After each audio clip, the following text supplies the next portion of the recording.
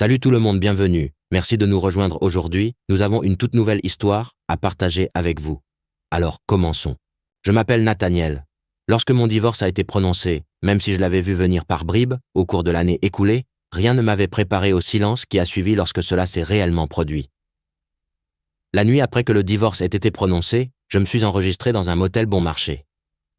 Alors que j'attendais ma clé au comptoir, la réceptionniste m'a regardé et ce qu'elle a dit a changé la façon dont je voyais tout ce que j'avais vécu ces dernières années. Je me souviens du jour où ma femme m'a dit qu'elle quittait le mariage. C'était un mercredi tranquille et je venais de rentrer du travail fatigué, m'attendant au silence habituel dans lequel nous vivions depuis des mois. Mais au moment où j'ai ouvert la porte d'entrée, j'ai pu voir qu'Erika était assise sur le canapé, les mains jointes sur ses genoux, comme si elle m'avait attendu.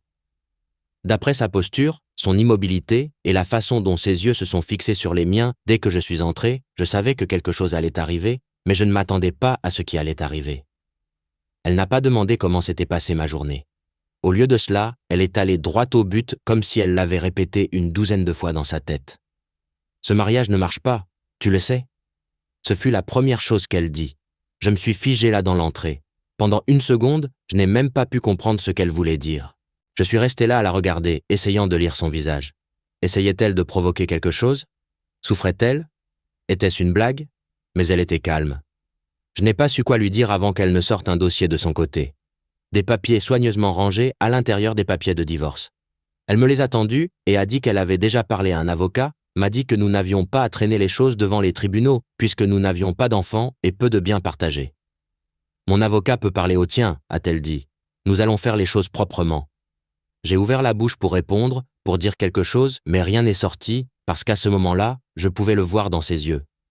Elle était déjà partie physiquement et émotionnellement. Elle m'avait quitté bien avant que je ne le remarque. Alors j'ai hoché la tête. Que pouvais-je faire d'autre? Je lui ai dit que je contacterais un avocat et c'est tout. Je n'arrêtais pas de me dire « Comment en sommes-nous arrivés là ?» Même avec les fissures qui apparaissaient ces derniers temps, je croyais que si nous tenions un peu plus longtemps, nous pourrions réparer les choses. Je pensais que l'amour signifiait rester même quand c'est difficile. Mais pour elle, l'amour signifiait partir quand ça devenait trop lourd. Cette nuit-là, je me suis assis et j'ai réfléchi à tout ça pendant des heures. En repensant à cette dernière année de notre mariage, je peux honnêtement dire que les choses ne se sont pas effondrées d'un coup. Je n'ai pas fait attention avant que tout ne tienne qu'à un fil. Au début, je pensais que nous traversions juste une mauvaise passe. Chaque couple le fait, n'est-ce pas? Mais au fil des mois, il est devenu plus difficile d'ignorer à quel point nous nous étions éloignés, même en partageant le même toit. Notre première grosse dispute a eu lieu un vendredi soir. Erika a commencé à dire qu'elle sortait avec ses amis, ce qu'elle appelait une soirée entre filles. La première fois, je n'y ai pas prêté beaucoup d'attention. Je me suis dit qu'elle méritait une pause pour se défouler et renouer avec ses amis. Mais ensuite, le vendredi suivant est arrivé, et le suivant, et soudain, c'est devenu une habitude. Cela seul n'aurait peut-être pas dû me déranger, mais c'est la façon dont elle le faisait qui a déclenché des alarmes dans mon esprit. Elle a commencé à s'habiller différemment, des vêtements plus moulants, des talons plus hauts, un parfum plus lourd. Puis elle a commencé à rentrer ivre. Et quand j'ai essayé de lui en parler, elle m'a repoussé comme si j'étais dramatique. Le troisième vendredi où elle l'a fait, je n'ai plus pu me retenir. Je lui ai dit clairement « Si tu sors encore par cette porte, comme ça ne te donne pas la peine de te qualifier de ma femme. » J'essayais de protéger ce qu'il nous restait. Mais elle ne l'a pas vu de cette façon. Elle m'a réprimandé comme si j'étais le problème. M'a traité de perdant. M'a dit que si je mettais la moitié de l'énergie à gagner plus d'argent, que je n'en mettais à lui dire quoi porter ou quand rentrer à la maison, peut-être que nous ne vivrions pas une vie moyenne. C'était la première fois que je l'entendais me parler comme ça. Et honnêtement, ça m'a anéanti. Après cette dispute, elle a arrêté de sortir le vendredi. Mais cela ne voulait pas dire que les choses allaient mieux. Au contraire, elles ont empiré. L'atmosphère dans la maison a changé. Elle a commencé à tout critiquer. Tout ce que je faisais semblait l'agacer. Elle me regardait à peine. Et quand elle le faisait, c'était avec ce ressentiment silencieux, comme si j'étais la raison pour laquelle sa vie n'était pas ce qu'elle avait imaginé. Elle s'est assurée que je savais encore et encore qu'elle n'avait pas signé pour l'ordinaire. Ce mot a commencé à me hanter. Elle prétendait que la vie que nous menions était ordinaire, comme si être stable, constant, loyal signifiait que j'avais échoué. L'étrange, c'est qu'elle avait toujours été satisfaite de notre vie auparavant. Nous n'étions pas riches, mais nous étions à l'aise et payions nos factures. Je ne comprenais pas ce qui avait changé. Ou peut-être que je ne voulais tout simplement pas comprendre. Au moment où elle me tendit ses papiers de divorce, nous dormions déjà dans le même lit comme des étrangers. Pas de conversation qui allait au-delà de « passe-moi le sel » ou « à quelle heure est ton rendez-vous » et d'intimité. J'ai essayé. Vraiment. Mais chaque fois que je tendais la main vers elle, elle se retirait comme si j'étais un étranger suppliant quelque chose qu'elle n'avait aucune intention de donner.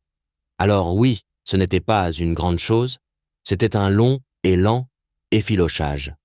Et à la fin, la seule chose que nous partagions d'encore, c'était le silence. Dans les jours qui ont suivi l'annonce du divorce par Erika, tout est allé très vite. Mais en même temps, tout a semblé lent. J'ai contacté mon avocat, même si une partie de moi espérait encore qu'elle changerait d'avis. Elle ne l'a pas fait. Elle était calme, stable et claire chaque fois que nous parlions. C'était comme si elle avait répété ses répliques vivant déjà dans les conséquences pendant que j'essayais encore de reprendre mon souffle. Quand les négociations ont commencé, elle a dit qu'elle ne cherchait pas mes biens, qu'elle n'essayait pas de rendre les choses compliquées, mais ensuite elle a clairement indiqué qu'elle voulait garder la maison. Elle a dit qu'elle l'aimait. Elle a dit qu'elle s'y sentait chez elle. Je ne sais pas ce qui m'a fait le plus mal qu'elle me demande de quitter la maison que nous avions construite ensemble ou de réaliser qu'elle était plus attachée à la maison qu'à l'homme avec qui elle l'avait construite. Mon avocat n'a pas pris cela à la légère. Il a immédiatement voulu s'opposer, arguer que j'avais tout à fait le droit de rester. Il a dit que nous pourrions demander un partage égal ou même forcer une vente. Mais je suis resté là les yeux fixés sur le sol pensant « à quoi bon ?» Je ne pouvais pas me battre pour une maison qui ne me semblait plus la mienne. Chaque pièce me semblait déjà vide, même lorsque nous vivions encore sous le même toit. J'ai dit à mon avocat de ne pas discuter. Laisse-la avoir l'appartement. Si elle avait terminé le mariage, alors traîner en longueur, pour savoir qui obtenait quoi, ne ferait que me traîner dans plus de douleur. Je voulais la paix. Au final, elle a gardé l'appartement. J'ai pris la voiture et les investissements que j'avais mis en place au fil des ans. C'était suffisant pour moi. J'ai fait mes valises lentement et avec soin. Chaque objet que je touchais semblait plus lourd qu'il n'aurait dû. Les tiroirs, le placard, la cuisine, tout rempli de morceaux d'une vie qui ne m'appartenait plus. J'ai mis en carton ce dont j'avais besoin, j'ai donné quelques affaires et j'ai enfermé le reste dans une unité de stockage. Je n'ai pas appelé mes amis pour qu'ils m'aident. Je ne voulais pas entendre la pitié dans leur voix ou expliquer les choses encore et encore. J'étais déjà fatigué. J'ai décidé de rester dans un motel bon marché pendant un petit moment, juste le temps de trouver un appartement décent. J'avais juste besoin d'un endroit calme, un endroit pour m'asseoir avec mes pensées sans avoir l'impression d'être dans l'histoire de quelqu'un d'autre. Je me suis dit que ce ne serait que temporaire. Mais une partie de moi savait que j'avais besoin de ce calme. J'avais besoin d'être seul, pas solitaire. Il y a une différence. La nuit où je suis arrivé au motel, je voulais juste une clé, un lit et un endroit où personne ne connaissait mon nom. Je me souviens d'être entré sur le parking du motel avec mon coffre plein de cartons et mon cœur plus lourd qu'il ne l'avait jamais été. À l'intérieur du hall du motel, c'était silencieux, l'éclairage était tamisé et l'air sentait légèrement le vieux nettoyant au pain et le café. La réceptionniste semblait avoir la trentaine avec une présence calme et une voix douce. Elle leva les yeux, quand j'entrai, jeta un coup d'œil à mon visage et ne força pas. Au lieu de cela, en cherchant une clé pour une chambre disponible, elle demanda simplement « Journée difficile ». J'ai hoché la tête faiblement. J'ai finalisé mon divorce aujourd'hui. Elle n'a pas scié. Elle a juste fait glisser la clé sur le comptoir et a dit quelque chose qui m'a frappé plus fort que tout ce que mon ex avait dit en des mois. Certaines fins ne signifient pas l'échec. Parfois, elles signifient simplement que vous avez cessé de vous mentir à vous-même. Je me suis figé. Au fond de moi, je savais qu'elle avait raison. Je n'ai rien dit d'autre. J'ai juste hoché la tête, pris la clé et me suis dirigé vers ma chambre. Mais ces mots m'ont suivi, alors que je laissais tomber mes sacs, m'allonger sur ce matelas raide et fixer le plafond. Je n'arrêtais pas de penser « Est-ce que je me suis menti tout ce temps ?» Faisant semblant que les choses n'étaient pas aussi brisées qu'elles l'étaient, espérant qu'elle reviendrait à ce qu'elle était, alors que peut-être même elle ne savait plus qui elle était. Au cours des 2 semaines suivantes, je suis resté dans ce motel.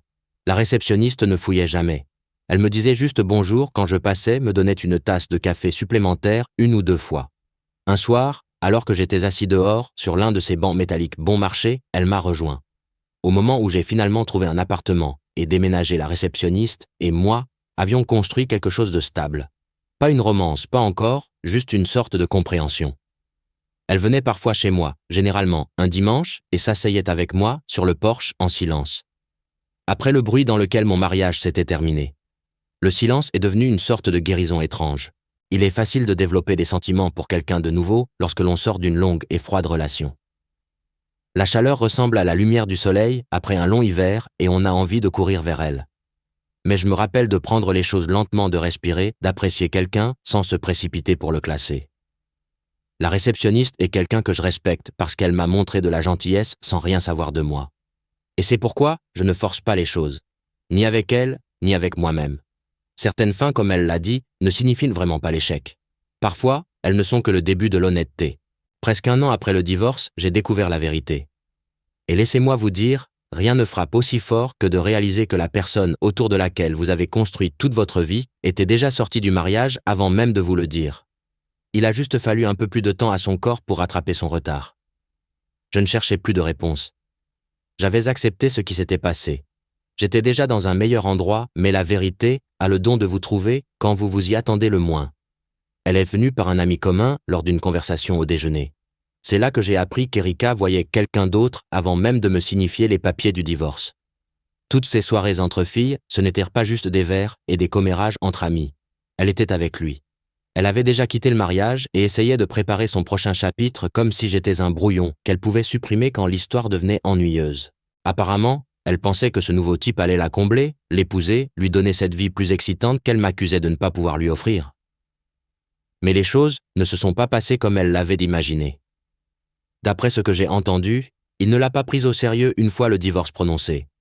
Il l'a menée en bateau pendant un certain temps, a fait des promesses qu'il n'avait jamais l'intention de tenir, et quand elle a commencé à insister pour quelque chose de plus permanent, comme le mariage, il s'est retiré. Ils se sont beaucoup disputés. Finalement, ils ont rompu. Cela ne s'est pas terminé par un conte de fées qu'elle poursuivait. Cela s'est terminé comme les gens le font quand ils construisent quelque chose sur des mensonges. Elle n'a jamais cherché à renouer le contact ou à exprimer des regrets. Et pour être honnête, même si elle l'avait fait, ça n'aurait pas eu d'importance. Je n'aurais pas rouvert cette porte. J'étais déjà allé en thérapie. J'avais tout déballé. Ma douleur, mon silence, ma culpabilité, même la façon dont j'ai laissé les choses filer pensant que l'amour arrangerait tout. J'ai dû m'asseoir avec mes erreurs et les siennes et trouver qui j'étais sans sa voix dans mon oreille. Pour être honnête, après le divorce, j'avais l'impression de marcher avec un trou dans le cœur. Tout faisait mal. Chaque pensée était bruyante. Chaque silence était plus bruyant. Mais en regardant en arrière, maintenant, je peux honnêtement dire que j'ai parcouru un long chemin depuis l'homme qui s'est enregistré dans ce motel bon marché, portant une valise dans une main et un cœur brisé dans l'autre. Je ne suis plus le même homme qui était assis au bord de ce lit de motel, se demandant ce qui n'allait pas et si une partie de tout cela avait été réelle. La thérapie m'a changé. Ce n'était pas facile de s'ouvrir.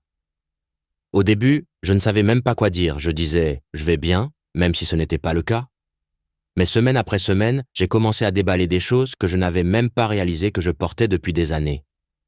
Mon thérapeute m'a aidé à démêler toute la culpabilité, la confusion, le sentiment que peut-être je n'étais pas assez bien.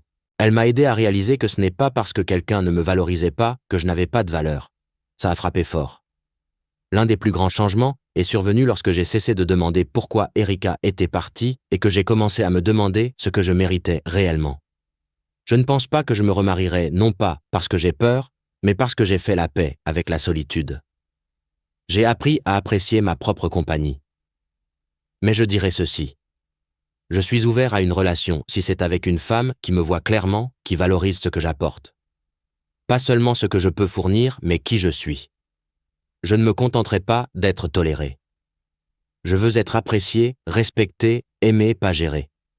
Alors oui, j'ai dépassé la douleur, non pas parce que je l'ai oubliée, mais parce que je l'ai affrontée.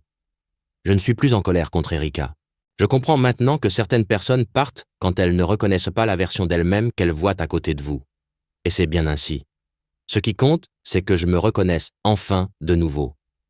Merci d'avoir regardé. Partagez avec nous ce que vous en pensez.